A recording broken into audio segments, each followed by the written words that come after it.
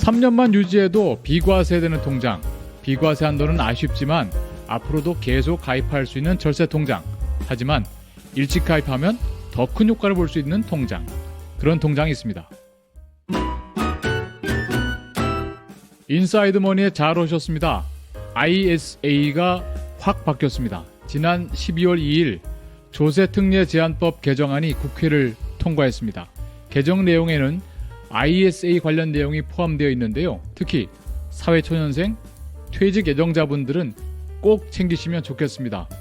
3년만 유지해도 비과세를 받을 수 있는 통장 ISA를 알아보겠습니다. ISA란 Individual Savings Account의 약자입니다. 공식 명칭은 개인 종합 자산관리계좌라고 하는데 다들 그냥 ISA라고 합니다. 개인 퇴직 계좌인 IRP랑 헷갈리시면 안 됩니다. 네. ISA는 하나의 금융상품이라기보다는 여러 금융상품을 담을 수 있는 하나의 커다란 통이라고 이해하시면 좋은데요. 즉 ISA라는 커다란 통에 적금도 넣고 예금도 넣고 펀드도 넣고 ETF도 넣고 ELS, 리츠 이런 다양한 금융상품을 넣을 수 있고 그 안에서 그때그때 사고 팔면서 자산을 관리할 수 있는 개념인 거죠. 그래서 종합자산관리라는 명칭이 붙은 겁니다. 상당히 매력적인 컨셉 아닙니까? 자, 그런데 사실 ISA가 나온 지는 좀 됐습니다. 지난 2016년에 국민들의 재산 증식을 돕겠다는 취지로 선을 보였는데요. 그럼 어떻게 도울 거냐? 이자나 배당소득세에 대해서 비과세를 주겠다 이렇게 한 겁니다. 괜찮죠? 예. 예적금 찾을 때 15.4% 이자 면제를 해주겠다는 겁니다. 그런데 이걸 무한정 해주지는 않고 소득에 따라서 200만 원에서 400만 원까지만 비과세를 혜택을 주기로 한 거죠. 비과세 한도를 초과하는 부분에 대해서는 9.9%만 과세하고 종합소득과 합산하지 않습니다. 야, 그래도 그게 어디냐 이렇게 말하실 수도 있지만은 그렇게 임팩트가 크지 않았습니다. 기왕에 혜택 주기로 한 거 좀 화끈하게 밀어주면 좋았을 텐데 기재부에서 반대를 했는지 모르겠습니다만 아무튼 그렇게 됐습니다. 가입도 2021년 말까지만 가능하도록 제한을 좀 뒀었죠. 그랬던 ISA가 이번에 많이 바뀌었습니다. 여전히 비과세 한도는 200에서 400만 원인 점은 좀 아쉽습니다만 경우에 따라서는 활용해 볼 여지가 많아진 것도 사실이거든요. 전 금융권에 걸쳐서 1인당 1개의 계좌만 보유할 수 있는 ISA가 이번에 어떻게 바뀌었는지 알아보겠습니다. 첫째, 가입 대상이 늘어났습니다. 종전에는 근로소득이나 사업소득이 있는 사람만 가입할 수 있었는데요. 즉, 전업주부나 소득 증빙이 되지 않는 분들은 가입할 수가 없었던 것이죠. 하지만 앞으로는 만 19세 이상이면 누구나 가입할 수 있습니다.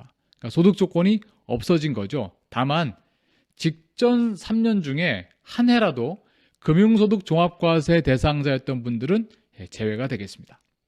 두 번째, 계약 기간이 종전에는 5년이었는데 이번에 3년으로 줄어들었습니다.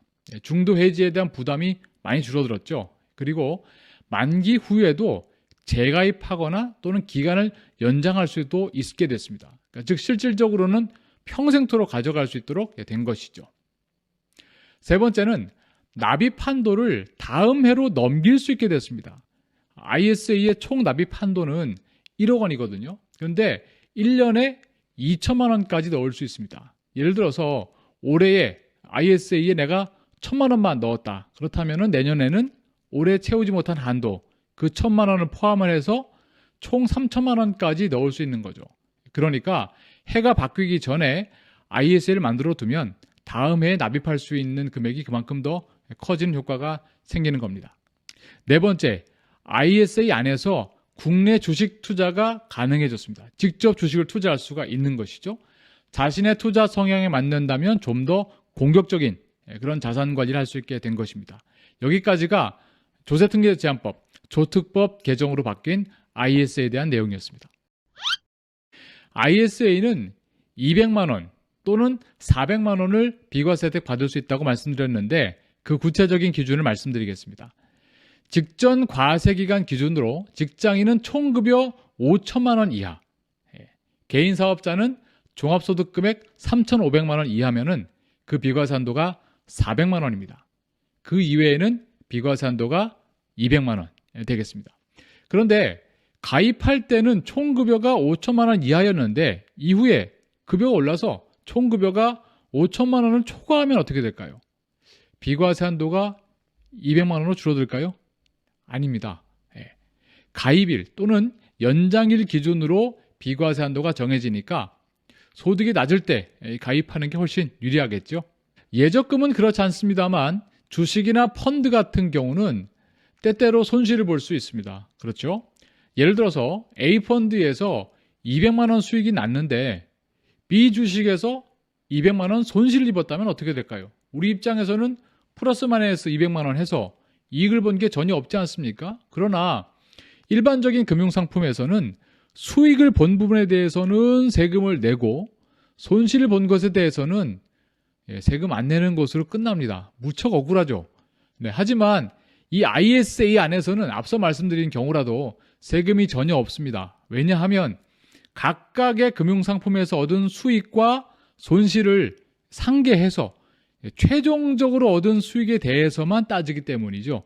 그렇기 때문에 우리 투자자 입장에서는 한결 마음이 놓이게 됐습니다.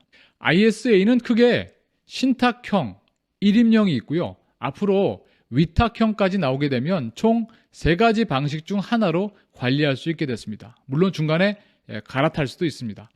신탁형은 내가 일일이 어떤 금융상품에 넣을 것인지 정해서 관리하는 방식입니다.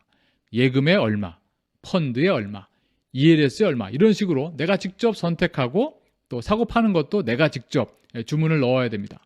일임형은 전문가한테 맡기는 겁니다. 어떤 그 표준화된 포트폴리오, 이 모델 포트폴리오에 따라서 굴려달라 이렇게 완전히 맡기는 거죠. 일임하는 겁니다. 위탁형은 국내 주식 투자까지 할 수 있는 방식인데 2021년에 신설될 것으로 예정되어 있습니다. ISA는 은행이나 보험사, 증권사에서 가입할 수 있지만 주식 투자까지 감안하신다면 증권사에서 ISA를 만드시는 게 좀 편리하다고 생각을 합니다.